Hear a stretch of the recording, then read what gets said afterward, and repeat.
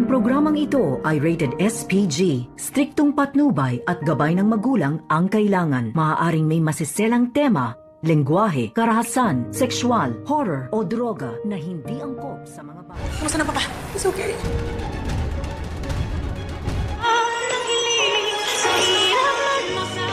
Hinding-hindi na nga mapakali itong si Zoe at Moira pagkatapos ipaalam dito ni RJ sa kanila na natagpuan na nga itong si Don Pepe at buhay nga ito. At dito agad na dali-daling inoperahan dito ni Annalyn at ni Carlos Benitez. At dahil dito, sisiguraduhin naman ni Annalyn na hindi na maulit ang nangyari noon sa kanyang ninong Cromwell. Kaya kahit kabado itong si Annalyn, ay pilit niyang nilabanan at tinitingnan ang bawat galaw dito ni Don Carlos. Dahil alam niya, nakasalalay dito kay Annalyn at Carlos ang buhay dito ni Don Pepe. At dahil sa tatag dito ni Annalyn ay matagumpay nga nilang nairaos ang operasyon. Kaya naman nang makalabas sila sa operating room ay agad na sinalubong sila dito ni RJ at Giselle at tinanong kung kumusta na daw itong kanilang ama. At dito naman na hindi agad makasagot itong si Carlos.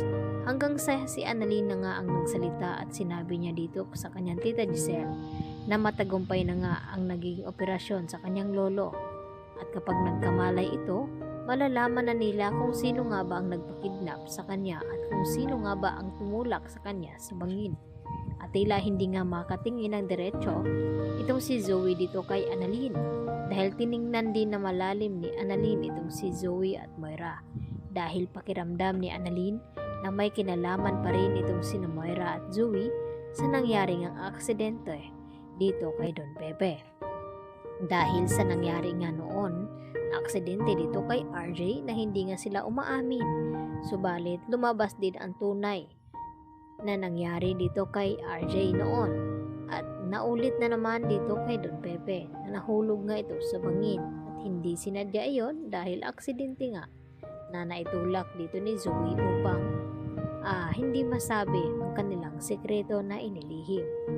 Subalit nagdududa na nga rin itong si Lynette ngayon sa kinikilos ng kanyang asawa na bigla-bigla na lamang daw itong nawawala. At tila hindi rin mapakali lalo na napaisip itong si Lynette nang tumawag itong si Zoe dito kay Carlos at sinabi na amain niya ito.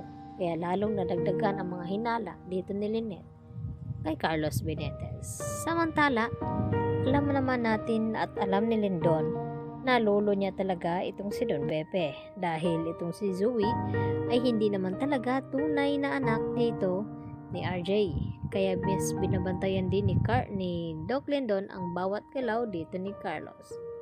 Baka kung ano rin ang gawin nito kay Don Pepe at hindi matagumpay ang magiging operasyon.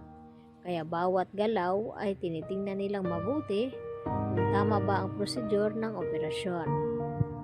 At dahil dito sabay-sabay naman silang nanalangin, lalo na itong si Giselle at RJ na sana ay magtagumpay itong sina Annalyn at Carlos na gamutin nga ang kanilang ama dahil hindi pa nga sila handa na mawala ito at gusto pa nilang makasama itong si Don Pepe dahil nakasalalay na rin dito kay Don Pepe ang sekretong mabubunyag kapag nagising na ito o baka naman ay mas magiging komplikado kapag na-amnesia itong si Don Pepe ngayon dahil tumama nga itong ulo sa kanya nang nahulog ito dito nga sa bangin. Kaya magiging mas malala ang magiging kalagayan nito. Kaya yan naman ang ating pagkatutukan mga kapuso kung hanggang saan maitago dito ni Zoe ang kanyang konsensya sa nangyari na siya nga ang dahilan na kung bakit nagkaganoon itong si Don Pepe ngayon dahil sa kanyang ginawa na naitulak niya nga ito sa bangin. Yan lang po aking karagdagan latest update at maraming pong salamat sa inyong pakikinig at panonood.